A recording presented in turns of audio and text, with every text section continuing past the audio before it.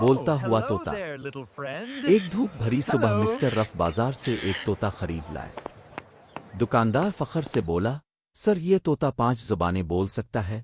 رف خوشی خوشی اسے گھر لایا اور ایک چمکدار پنجرے میں رکھ دیا۔ اس نے کہا، ہیلو، طوطا پلک جھپک کر بولا، پہلے پیزا کھلاؤ۔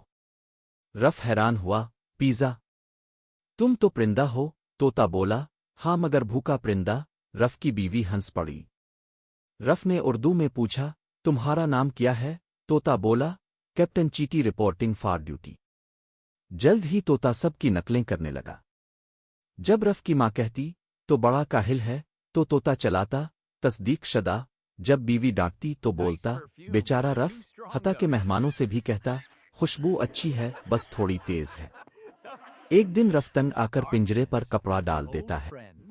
گھر میں خاموشی چھا جاتی ہے مگر اندر سے آواز آتی ہے، ڈارکنیس مائی اولڈ فرینڈ۔ سب ہنس پڑتے ہیں۔ اس دن کے بعد طوطا گھر کا مزاحیہ ستارہ بن گیا۔